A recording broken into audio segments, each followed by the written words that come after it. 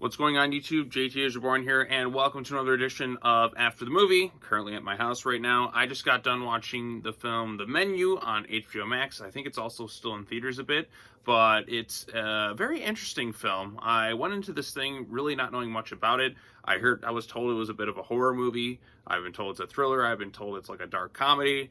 And after seeing it, I definitely put it more in the thriller, dark comedy type category. It's kind of a little bit of a satire on food culture and kind of the elitism, the snobbery of it all, and just kind of how things in terms of food culture, like the joy of it's kind of sucked out in some ways. So yeah, I went into this thing not knowing really much about it, and I came away pretty entertained by it. I didn't really know exactly where this movie was going at the time I kind of went into watching it. The cast at this time around stars Anna Taylor-Joy, Nicholas Hoult, Ray Fiennes, and John Leguizamo. There's some other actors in there, but I didn't really recognize any other. Hong Chow, who was also in another movie I watched this year, which was The Whale. So I'm catching up on some 2022 releases that I didn't get the chance to see last year. So you'll probably see a lot of After the Movies over the course of the next couple of weeks on films that came out last year that I never got around to watching. So yeah, there's that. But basically the plot of this thing is a bunch of people spend like $1,000 just to go eat at this one really high-class restaurant that's on some sort of island where Ray Fiennes is the chef, and they're prepared all these different courses over the course of like one evening, and each course there's kind of something sinister that kind of there's more to it than they were expecting going into it. So you'd have these meals to presented, and there's just kind of, oh, we cooked it in this and that, and we had all these other things mixed in with it, and we prepared the meat for 100 days, and it's cooked at this temperature for so-and-so. You know how that kind of goes. If you've ever eaten at like some high-class restaurant where the proportion sizes are so small, but it's all fancy schmancy, but it really isn't so much about the food itself. It's kind of about experiencing this, being in this kind of upperclassmanship, and just the experience of it all. I don't generally like to eat in restaurants like that. I'd rather save money and eat food that genuinely tastes good for a decent price as opposed to spending $40 for a sandwich. I've had that experience even like last year. I went to eat at this one restaurant where it was just super high class, and it's like, oh, this will be your favorite place to eat. I'm like, okay, let's see how it goes. For $40, I got like a sandwich, fries, and a drink, which I could have gotten just down the street at a much better, more reasonable price, and probably tastes better too. So yeah, this film kind of pokes fun at that. Yes, this is like Ray Fiennes does play this really high class chef, and even he himself started out as a guy where you understand his perspective, why he's doing what he's doing, which I thought made it interesting, and you understand where he's coming from. And the only other character who's kind of off-putting to him is Anya Taylor-Joy's character, because she's not really supposed to be here at this thing. Like, Ray Fiennes has his whole little...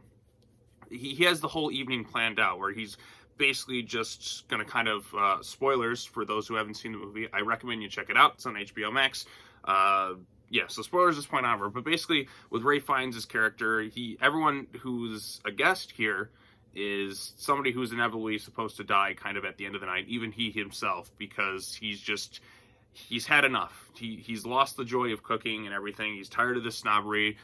It's all about perfectionism and all that. There is no love and joy left in cooking anymore because of people like this who are willing to just sacrifice everything just to feel included in this sort of high-class elite culture, which I thought was interesting going into the film.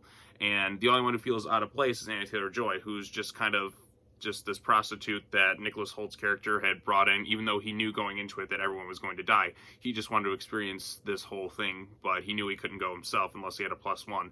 So she's the one who's kind of out of place with this thing, and then she discovers more about the chef, and even the final meal she has is, because she's kind of had enough of this, like, look, like, you're spending all this money on this thing, killing people and all this other stuff. I've had enough of this. But she challenges him too. It's like, you're wrong. Like, there's no, this whole intellectual shtick, it's all wrong. You don't have any joy in the cooking you're doing anymore. And so she asks for something which is just a simple cheeseburger, which kind of surprises the chef, because he's a little off-putting, because he's used to people just outright just praising him and all this other stuff just to kind of feel included, or just the snobbery of it all. But you have somebody who's not really part of that food culture, and you can even see at the end of the film, he's kind of smiling that he's making just a stereotypical cheeseburger, just something that she used to have back in the day. And because she went into his office at one point and found an old picture of him as a young chef just cooking just a straight up cheeseburger, and you could see kind of the smile on his face. But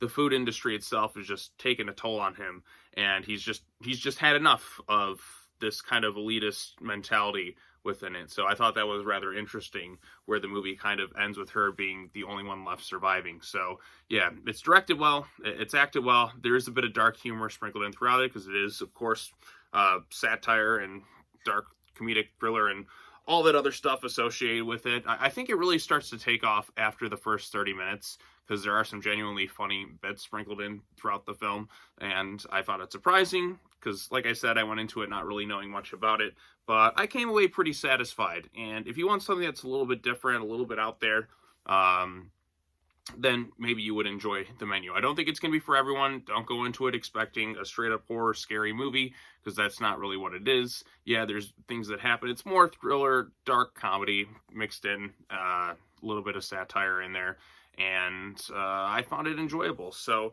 there you go. Those are my quick thoughts on the movie The Menu. I thought it was pretty good. And if you want something a little bit different, then I say go check it out. But if you're expecting something that's just there to scare the pants off you, you're not really going to get it. Something that's done a little bit more outside the mainstream too. That's kind of what you're going to get with this thing.